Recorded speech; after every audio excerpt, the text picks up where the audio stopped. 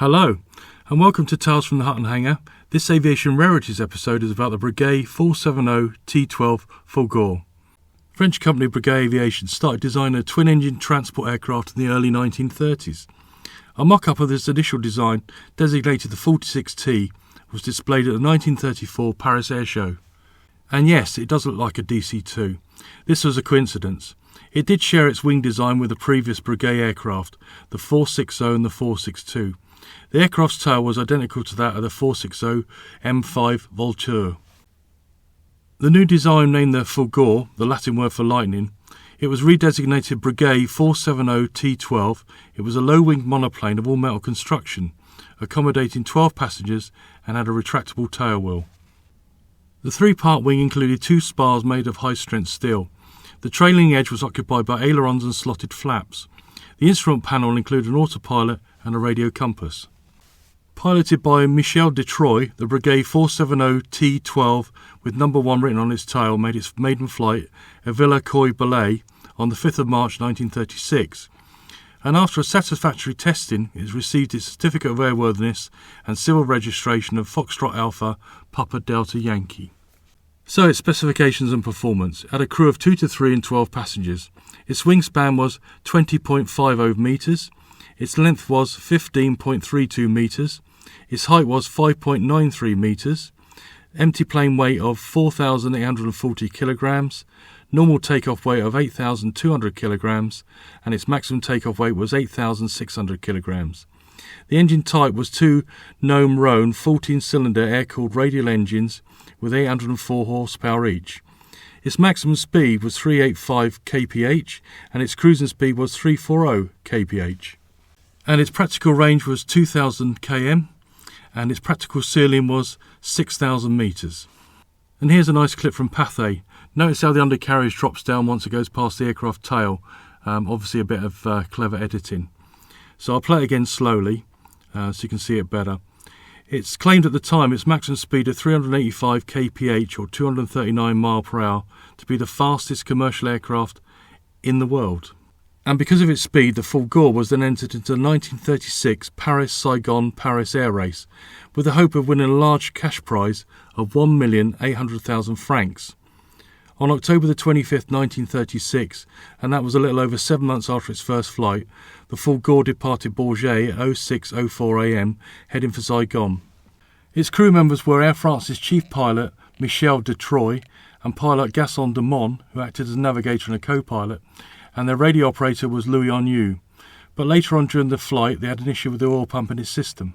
The Fulgur landed in Butcher, India at 16:25 on August the 26th. And this was to replace the oil pump. And by luck, a pump was the only spare there on the plane. But I guess they had doubts about its reliability, so that's why they carried a spare. The repairs required too much time, and it was decided not to continue the race.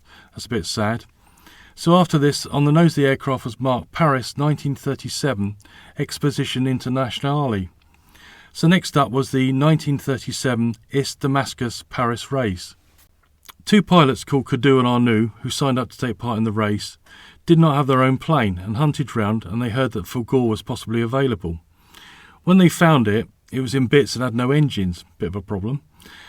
And the chief engineer motivated the workers, and for the honour of Breguet, to get it back together in time, plus fit some long-range fuel tanks in the cabin.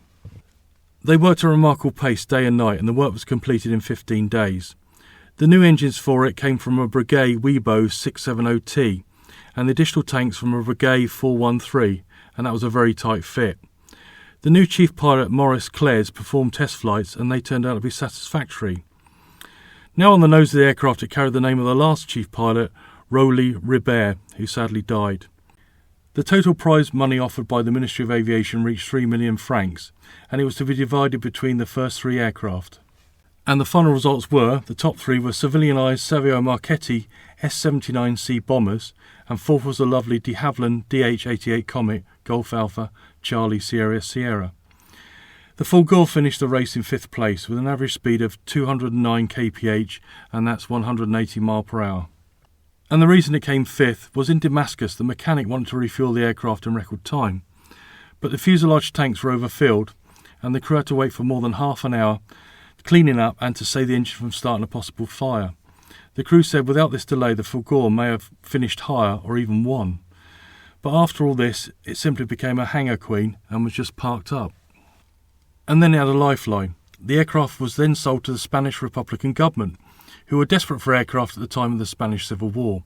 So it was given a dark green paint job, but the paint peeled off and it looked really tatty, as you can see in these photos. So the aircraft was put into service, but mainly used on LAPE as Spanish airline flights between Barcelona and Toulouse, amongst others. Occasionally the Spanish Republican Air Force used it as a military transport. It escaped to France following the surrender of the Spanish Republican Armed Forces. Sadly, that was the end of the Fulgur, and it was scrapped. A Breguet 471T was proposed. It was expected to be powered by four 300 horsepower Renault 6 Q20/21 engines. The wingspan was supposed to be 21 metres and the length was going to be 14.25 metres. The first sketch of this appeared on the drawing boards at the end of 1936 and the blueprints at the beginning of 1937. The total weight of the 471T was supposed to be 8,600 kilograms and the speed was going to be 320 kph. So that wraps it up. The Fulgur appeared to be a capable aircraft with its speed record attempts and then serving out as a transport in Spain. Despite its great potential, it didn't attract the interest of Air France, which is sad. And also, Breguet moved on to other projects and lost interest, I guess.